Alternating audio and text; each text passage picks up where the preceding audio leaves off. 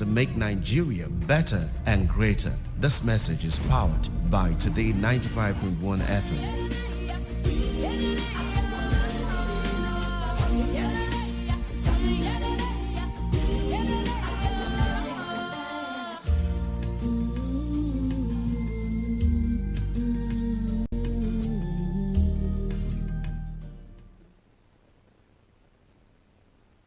Port Harcourt, are you ready? Today, 95.1 FM, the voice of the people. Whether it's happening in Port Harcourt, South South, Nigeria, or around the world, we've got you covered. On air, online, delivering balanced news and unbiased analysis. Today, 95.1 FM. This is Today, 95.1 FM, Port Harcourt. News.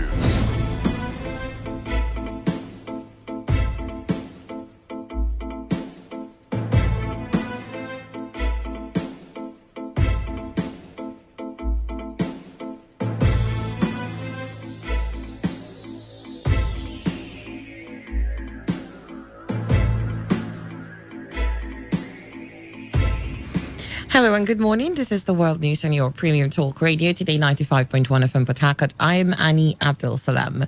In the headlines, federal government declares Friday 19th and Monday 22nd as public holidays. President Muhammadu Buhari challenges former Vice President Atiku Abubakar to produce his academic credentials. Rivers State Resident Electoral Commissioner Obo Afanga denies inducement from any politician during last elections. And on the foreign scene, former Peruvian President Alan Garcia commits suicide to evade prosecution in bribery scandal. And now the details.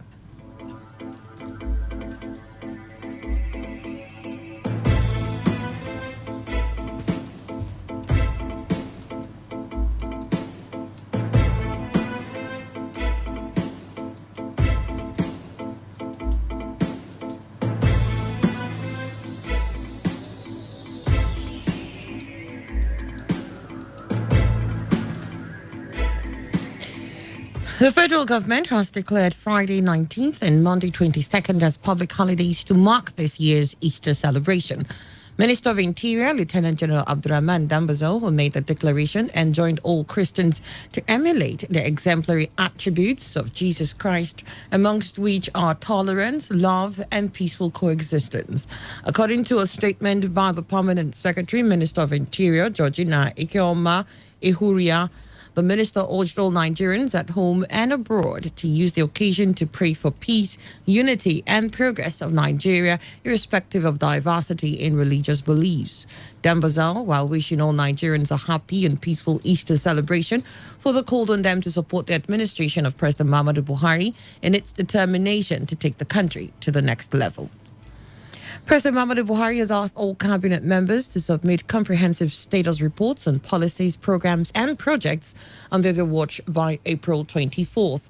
A presidency statement by the senior special assistant to the president on media and publicity, Garba Shehu, said the directive was part of the winding down of the first tenure of the Buhari administration. The statement directed the ministers to submit the reports to the Presidential Audit Committee in the office of the vice president. President Muhammadu Buhari has challenged the presidential candidate of the People's Democratic Party, Atiku Abubakar, to produce his academic credentials before the Presidential Election Tribunal. This was in response to allegations contained in the petition by Atiku Abubakar and his party that was against the president. President Buhari, in a response filed by a team of lawyers led by Wole Olanipekun, faulted the claim by Atiku and the PDP that he lacked a requisite academic qualification to stand for election to the office of the president. President Buhari said he was far more qualified than Atiku.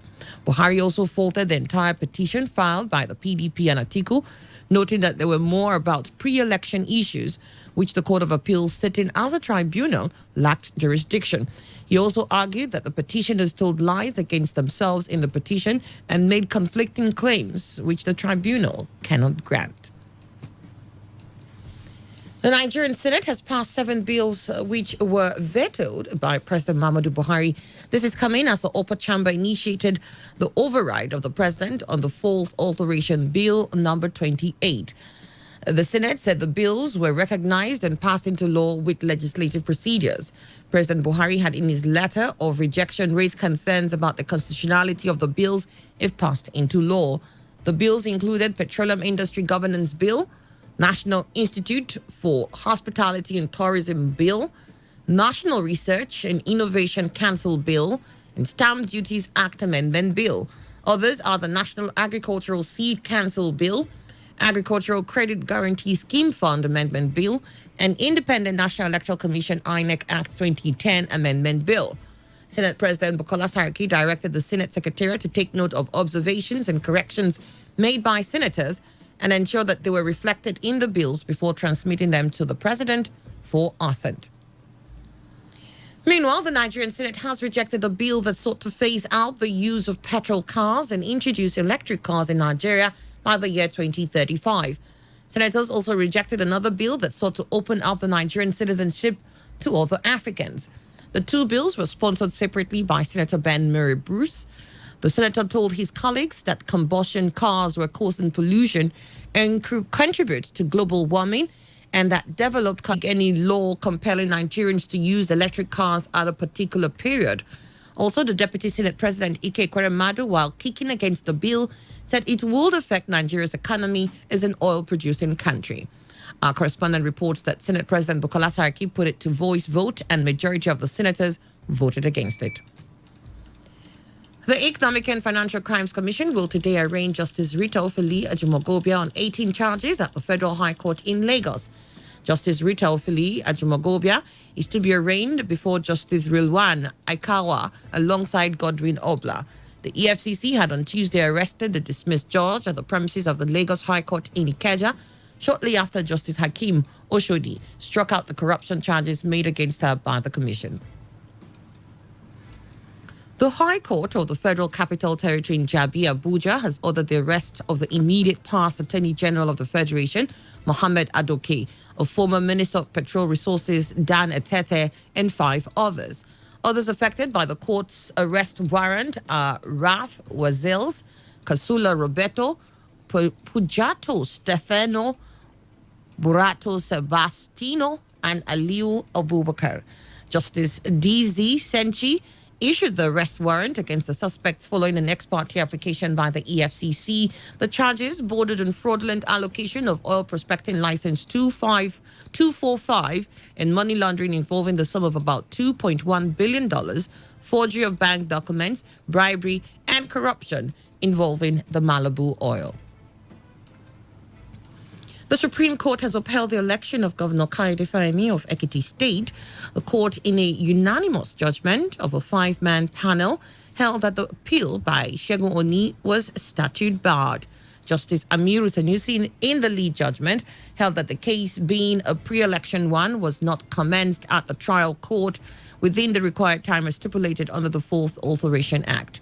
Oni had appealed the judgment of the Court of Appeal, which upheld the decision of a federal high court to the effect that his challenge of Fayemi's eligibility to contest the last governorship election in the state was without merit. Rivers State Governor Nyesom Wike has called on all politicians in the state to take advantage of his post-election olive branch for the development of the state. Governor Wike reaffirmed his commitment to reconciliation when the governing council of the Rivers State University visited him at the government house in Port Harcourt. He said the state needs peace and security for rapid growth, adding that anyone who loves the state will be interested in its development and progress. Governor Wike also urged the Rivers State University to take measures to check cultism in the institution, advising the university to submit names of cultists to the state government for necessary action. Earlier, Pro-Chancellor of the Rivers State University, Justice Ichendu, decried the violence that greeted the election circle and called on political class to cooperate with Governor Wike to promote peace in the state. In the meantime, the National Orientation Agency is urging the River State Governor and other aggrieved persons in the state to toe the path of reconciliation for a better River State. State Director of NOA, Young Ayotamuno, who was speaking in an interview with our correspondent, Alfred Alerici, said inasmuch as the state governor has called for reconciliation, other aggrieved persons should accept the governor's hand of fellowship. It has been given to them, and the evidence of it is that they were presented as their certificates yesterday. So our charge to them is that, of course, the people have elected them, to give them the dividends of democracy, which they promised during the campaigns. In addition to that, we expect that there will be enough stewardship and accountability on the part of those that have been elected. Acrimony, the politics of bitterness and hatred. Thank God that the governor came out and he has put out the only branch for reconciliation, and he has said that expect from him is that just as he has promised, and he has clearly said that he's going to live by his word, that this reconciliation will come. Young Ayo Terminal also stated that the agency has since begun its sensitization program ahead of the next general elections in the country, just as he advised INEC on early preparations. And so even in the preparation, we need early preparation. There are those who couldn't vote last time because they didn't have their vote, they didn't have their PVCs. There are also those who registered late, and so the PVCs couldn't come out. We need early preparation so that this last minute rush that we used to have, and even their budgeting, it should come out in time. It should be part of, they should begin to articulate their budget for election year, not at the last minute or a year to. So it does not waste time. The end of every election, I know it begins. If you have watched very closely, we have started a number of campaigns. Before the election, we are committed to peaceful and non-violent elections. And after that, after the election, we saw the narratives of court clashes and so on. So since 11th of April, we started our campaigns. Meanwhile, the resident electoral commissioner in Rivers State, Obo Efanga, has denied receiving gratification from any politician in the state. Efanga also said most of the decisions taken during the elections were directives from the national headquarters of the Independent National Electoral Commission. Efanga made the disclosure during a parley with media organizations in Rivers State. What would I have done differently?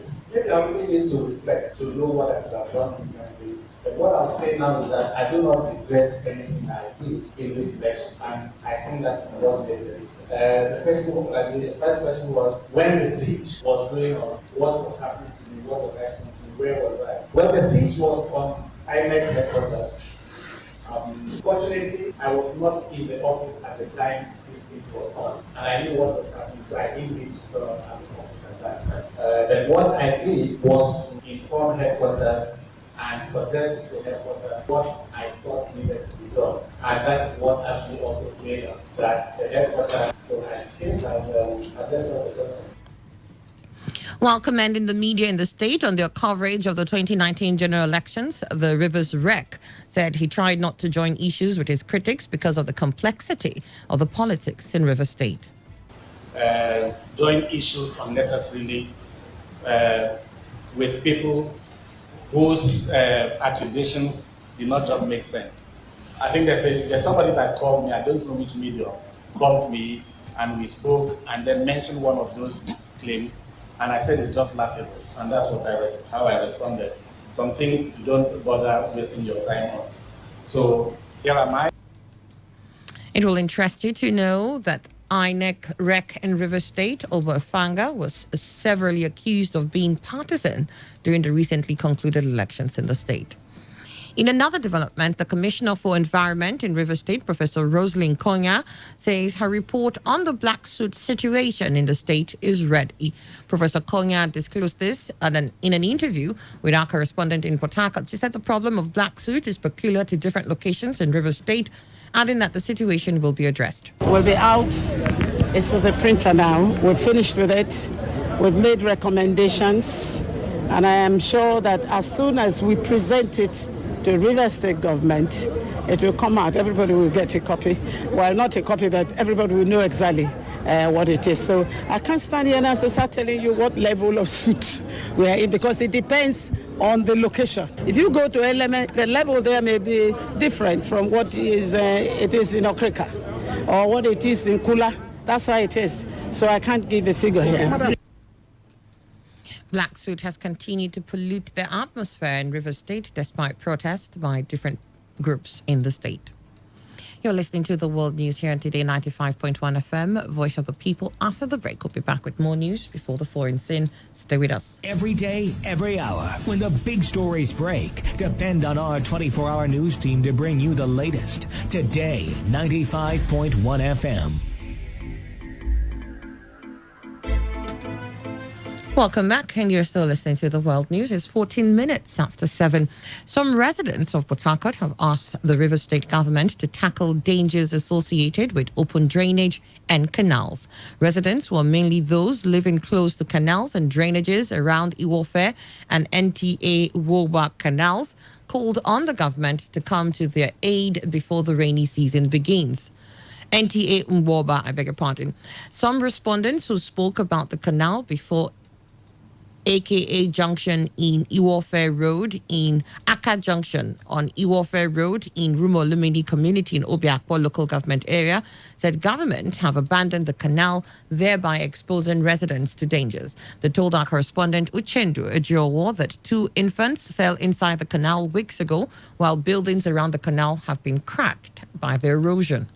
Please, I want just to report about this canal that has been opened here for years now. We want government to come and help us construct it because that place is very dangerous for women's health. That place, human being can fall inside, and most of these little wild animals are there, and it's very risky for women's health. Please, we are begging the government to come and help us construct that place, do that place well for us. Please, we are begging the government to come and help us. Thank you. I'm reporting for the respect of the canal that was excavated at Iwofe Road here. For since 2017 till now, nothing has been done in that canal. And of recent now, the canal was excavated, and most of the children running around the environment, living around there. Just like 2 weeks ago, 2 children fell inside and was admitted in the hospitals with serious injury. So, and this thing has been causing a lot of damages, collapsing. Some buildings around there is affecting the buildings. Many kinds of insects and animals, wild animals are coming out from this one. So we are pleading that the government come and find how to work this canal, cover it so that children who are playing around the environment there can be safety for the life.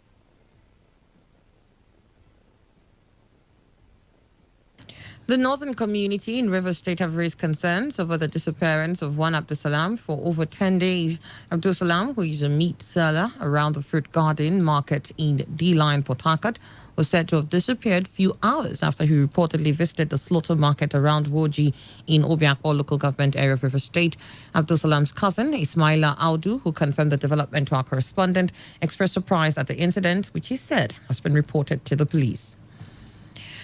On the foreign scene, former president of Peru, Alan Garcia, has shot himself in the neck as police came to arrest him. Reports say officers took him to Casimiro Ulao Hospital in the capital, Lima, where he is in serious condition. Garcia is accused of taking bribes from Brazilian construction company Odebrecht, claims he denies. Officers have been sent to arrest him in connection with the allegations. Garcia served as president from 1985 to 1990 and again from 2006 to 2011. A tourist bus has plunged off a road and overturned on the Portuguese island of Madeira, leaving 28 people dead and others injured. Reports say 9 German tourists were among those who died in the accident near Canico. The coach was said to be carrying 50 passengers. And in sports, the Golden Eaglets of Nigeria have become the first African team to book a 2019 FIFA Under-17 World Cup ticket after beating Angola 1-0 at the CAF Under-17 AFCON in Dar es Salaam. Olakunle Olusegun sealed Nigeria's place at the tournament semi-finals and to Brazil 2019 when he converted a 21st-minute penalty to the roof of the net with Angola's goalkeeper Giovanni stranded. The win means that the Eaglets return to the FIFA Under-17 World Cup after missing out of the last edition staged in India 2 years ago. Nigeria will finish at the top of Group A if they avoid defeat against Uganda at the same venue on Saturday. And now to the entertainment scene. One Oluwafemi Lawrence Oyedokun, said to be a personal assistant to actor Yinka Kadiri, has been arrested for allegedly opening fake Instagram and Twitter accounts to advertise a fake United States and United Kingdom musical tour and defrauding people of millions. Oyedokun was arrested alongside his girlfriend Rebecca Oyebode and his friend Oyewumi Abiodu Ridwan. The suspects absolved Kadiri of any complicity in the crime, and it was gathered that so far the gang have allegedly defrauded about 100 unsuspecting victims and raked in millions of naira for themselves. And now to end the news, here's a summary of the major stories. The federal government has declared Friday 19th and Monday 22nd as public holidays. President Muhammadu Buhari has challenged former Vice President Atiku Abubakar to produce his academic credentials at the Presidential Election Tribunal. The Rivers State Resident Electoral Commissioner Obo Efanga has denied any inducement from any politician during the last election. And on the foreign scene, we're told you that a former Peruvian president, Alan Garcia, has committed suicide to evade prosecution in a bribery scandal. And that was the news as edited by Chinedu Iwuna. For comments and inquiries, please call 081-5341-8657 or send your emails to news@todayfmlive.com. You can also read our stories on www.todayfmlive.com. I am Annie Abdusalam. Thank you for listening. To have a good morning. Port Harcourt, are you ready? Today, 95.1 FM, the voice of the people. Today's news, today's entertainment, today's sports, today's issues. Today on Today 95.1 FM, Port Harcourt.